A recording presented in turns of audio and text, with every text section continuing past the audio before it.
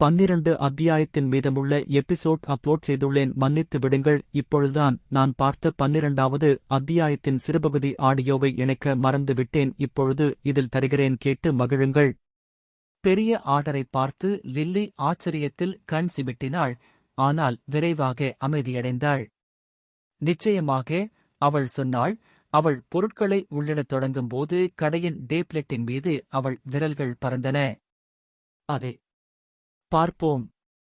2 மேக்புக்ஸுக்கு சுமார் $9,000, ஐபோன்களுக்கு $3,900 மற்றும் ஏர்போர்ட்களுக்கு $1,500. எனவே மொத்தம் $14,400. தொகையைக் கேட்ட கிளாரிசா உரத்த குரட்டையை வெளியிட்டாள்.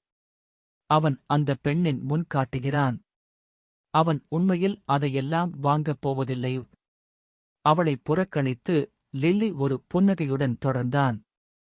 உனக்கு என்ன நிறங்கள் பிடிக்கும்?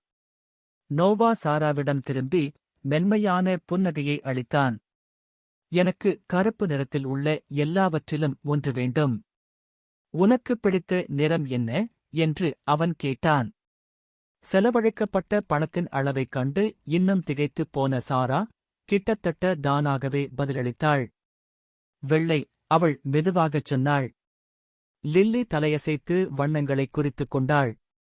பக்கவாட்டில் இருந்து பார்த்துக் கொண்டிருந்த கிளாரிசா தன் கைகளைக் கட்டிக்கொண்டு நோவாவை ஒரு கூர்ந்து பார்த்தாள். அவன் எதையும் வாங்கப் போவதில்லை. அவள் மூச்சுக்குள்ளேயே முணுமுணுத்தாள், அவர்கள் கேட்கும் அளவுக்கு சத்தமாக. லில்லி ஆர்டரை தயாரித்தவுடன் அவள் நோவாவை பார்த்தாள். சரி, உன் மொத்தத் தொகை $14,400, அவள் சொன்னாள். அவள் கண்ணியமான தொனியில் ஆனால் ஆர்வத்தின் ஒரு சாயலுடன் அவனைப் பார்த்தாள். $15,000 ஆக்குங்கள். மீதமுள்ளவற்றை உன் டிப்ஸாக கருது, நோவா சொன்னான். அவன் குரல் அமைதியாகவும் இருந்தது. நன்றி ஐயா. இங்குள்ள பெண்மணி உங்களை அவளுடைய காதலனாகப் பெற்றதற்கு மிகவும் அதிர்ஷ்டசாலி, லில்லி பதிலளித்தார். நடந்ததை செயல்படுத்தும்போது அவளுடைய புன்னகை விரிவடைந்தது. இவ்வளவு இளம் வயதுடைய ஒருவர் கூட இவ்வளவு தாராளமான டிப்ஸை விட்டுச் செல்வது அரிதான நிகழ்வு. நோவா அவளை மெதுவாக திருத்தியபோது, அவள் என் காதலி இல்லை என்று நோவாவின் புன்னகை நிலையாக இருந்தது. அவர்களுக்கு இடையேயான காற்று சற்று மாறியது. லில்லியின் முகபாவனை அவள் தவறை உணர்ந்தபோது சங்கடமாக மாறியது. ஓ, மன்னிக்கவும் ஐயா, அவள் முணுமுணுத்தாள். அவளுடைய நம்பிக்கை ஒரு கணம் தடுமாறியது. நோவாவின் பதில் மென்மையாகவும் உறுதியளிப்பதாகவும் இருந்தது. பரவாயில்லை. அவரது புன்னகை அன்பாக இருந்தது, ஆனால் அவரது தொனியில் ஒரு அமைதியான இறுதி இருந்தது. நோவா அமைதியாக தனது அட்டையை எடுத்து ரீடர் வழியாக ஸ்வைப் செய்தார். இயந்திரம் பீப் ஒலித்தது. பச்சை விளக்கு மின்னியது. பணம் செலுத்துதல் அங்கீகரிக்கப்பட்டது. லில்லி ஒரு பிரகாசமான புன்னகையுடன் ரசீதை அவரிடம் கொடுத்தார். உங்கள் வாங்கியதற்கு நன்றி. உங்கள் பொருட்கள் விரைவில் தயாராக இருக்கும். கருப்பு நிற பொருட்களை ஒரு பையிலும் வெள்ளை நிற பொருட்களை மற்றொரு பையிலும் வைக்கவும். அவநம்பிக்கையின் முகமூடியாக இருந்த கிளாரிசா பரிவர்த்தனை சீராக முடிந்ததும் விரித்து பார்க்க மட்டுமே முடிந்தது. அவள் மூச்சுத் திணறலுடன் ஏதோ முணுமுணுத்தாள். பின்னர் அவள் தவறு செய்ததாக நிரூபிக்கப்பட்டதால் எரிச்சலடைந்தாள். விலகிச் சென்றாள். சாரா அவருக்கு அருகில் நின்று தனது முகபாவனையை நடுநிலையாக வைத்திருக்க முயன்றாள். ஆனால் வார்த்தைகள் அவள் மனதில் எதிரொலித்தன. ஒவ்வொன்றும் முந்தையதை விட சற்று அதிக எடையுடன் இறங்கியது. அவள் என் காதலி அல்ல. அவள் இதயத்தில் வலி திடீரெனவும் எதிர்பாராததாகவும் இருந்தது. அவளால் முழுமையாக விளக்க முடியாத ஒரு சிறிய சோகவேதனை. அவள் கீழே பார்த்தாள். அவள் கைகளில் இருந்த பைகள் திடீரென்று கனமாக உணர்ந்தன. அவளுடைய ஒரு பகுதிக்கு அவை வெறும் வார்த்தைகள் என்று தெரியும், ஆனால் அவை இன்னும் நீடித்தன, ஒரு நுட்பமான குத்தலை விட்டுச் சென்றன. அவள் அந்த உணர்வை அசைக்க முயன்றாள், ஆனால் அது அவளை ஒட்டிக்கொண்டது. ஒரு சிறிய மேகம் அவள் எண்ணங்களை நிழலிட்டது. அவளுடைய மௌனத்தை கவனித்து நோவா சாராவின் பக்கம் திரும்பினாள். அவன் பார்வை மென்மையாகியது. நீ நலமா? அவன் கேட்டான். அவன் குரல் அவளுடைய மனநிலையில் ஏற்பட்ட லேசான மாற்றத்தை உணர்ந்தது போல் மென்மையாக இருந்தது. சாரா விரைவாக ஒரு புன்னகையை பூசிக்கொண்டாள். அவள் எப்படி உணர்கிறாள் என்பதை வெளிப்படுத்த விரும்பவில்லை. ஆமாம், நான் நன்றாக இருக்கிறேன் என்று அவள் பதிலளித்தாள். அவளுடைய தொனி லேசானது, ஆனால் மிகவும் உறுதியளிக்கவில்லை. நோவா அவளை ஒரு கணம் மேலும் உற்றுப் பார்த்தாள். பின்னர் தலையசைத்து அதை விட்டுவிட்டாள். சரி, நாம் போகலாம். அவர்கள் கடையை விட்டு வெளியேறும்போது சாராவின் எண்ணங்கள் அந்த தருணத்தை நோக்கிச் சுழன்று கொண்டிருந்தன. அது ஏன் அவளை இவ்வளவு பாதித்தது என்று அவளுக்குத் தெரியவில்லை, ஆனால் அது அப்படியே இருந்தது. அவர்கள் கடிக்கப்பட்ட ஆப்பிள் ஸ்டோரிலிருந்து காரை ஓட்டிச் செல்லும்போது சாரா அது ஒரு பொருட்டல்ல என்று தன்னைத்தானே சமாதானப்படுத்திக் கொள்ள முயன்றாள். அவள் நோவாவை விட மூத்தவள்.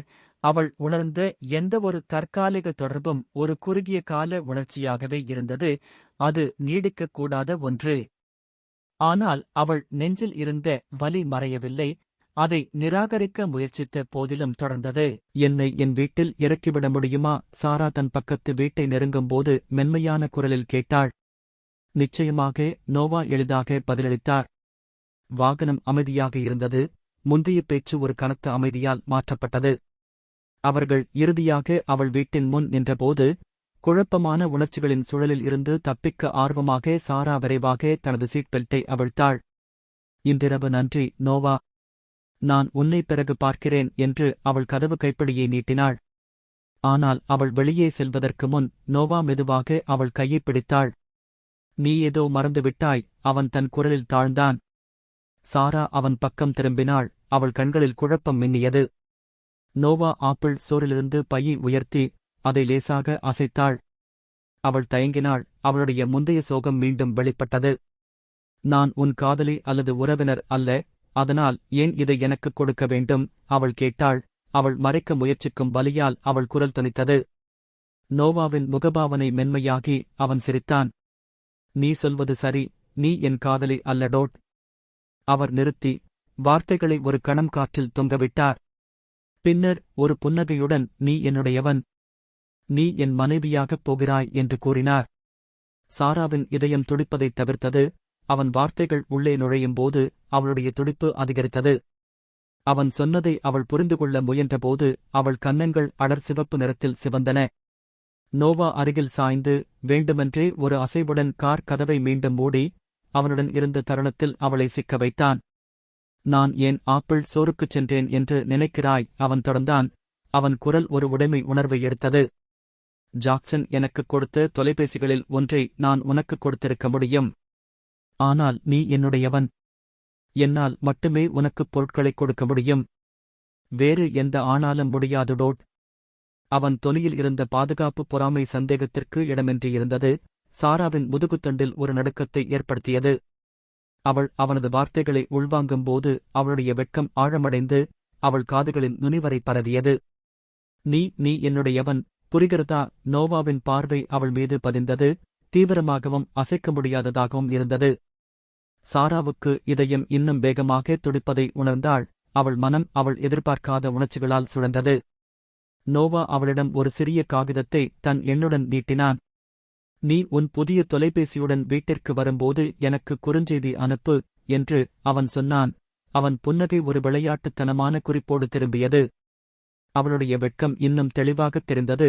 சாரா தடுமாறி, நான் ஏற்கனவே இங்கே இருக்கிறேன், நீ என்னை இறக்கிவிட்டாய் என்று கூறினாள். அவளுடைய பதட்டமான பதிலில் நோவா சிரித்தாள். சரியாக. சரி, நீ உள்ளே வந்ததும் எனக்கு குறுஞ்செய்தி அனுப்பு டோட். சாரா பயந்த கோழியைப் போல தலையை வேகமாக ஆட்டினாள். இன்னும் என்ன நடந்தது என்பதை புரிந்து கொள்ள முயற்சிக்கிறாள். நோவா அவளிடம் பையை கொடுத்துவிட்டு அவள் வெளியே செல்ல கதவைத் திறந்தான். அவள் பையை எடுத்தாள். அவள் விரல்கள் சிறிது நேரம் அவன் மீது உரசுவதற்கு முன்பு காரில் இருந்து இறங்கினாள். அவள் கதவை நோக்கி நடந்தபோது அவன் கண்கள் அவள் மீது இருப்பதை அவளால் உணர முடிந்தது. அவனுடைய உடைமை அறிவிப்பின் எடை அவள் மார்பிலும் மனதிலும் இன்னும் கனமாக இருந்தது. உள்ளே நுழைந்ததும் அவள் பின்னால் கதவை மூடிக்கொண்டு அதன் மீது சாய்ந்து கொண்டு அவள் துடிக்கும் இதயத்தை நிலைநிறுத்த முயன்றாள். டிங்! சாராவுக்கு 5 பாச வெகுமதிகள் வழங்கப்பட்டன. சாராவின் பாசம் 85 இன் கீழ் 100 எட்டியுள்ளது. அமைப்பு அறிவிப்புகளை படித்ததும் அவர் சிரிக்காமல் இருக்க முடியவில்லை. பின்னர் நோவா தனது காரை விட்டுச் செல்ல அதே வாகன நிறுத்துமிடத்திற்கு சிறிது தூரம் சென்றார். அதைப் பெற்ற பிறகு அவரை வீட்டிற்கு அழைத்துச் செல்ல ஒரு உபர் நிறுவனத்தை ஆர்டர் செய்தார். அவரது மனம் ஏற்கனவே மாலை நிகழ்வுகளை திருப்தியுடன் மீண்டும் மீண்டும் நினைத்துக் கொண்டிருந்தது. சாரா மீது அவர் ஒரு வலுவான தாக்கத்தை ஏற்படுத்தியிருப்பதை அவர் அறிந்திருந்தார். மேலும் இரவு எப்படி மாறியது என்பதில் அவர் மிகவும் திருப்தி அடைந்தார்.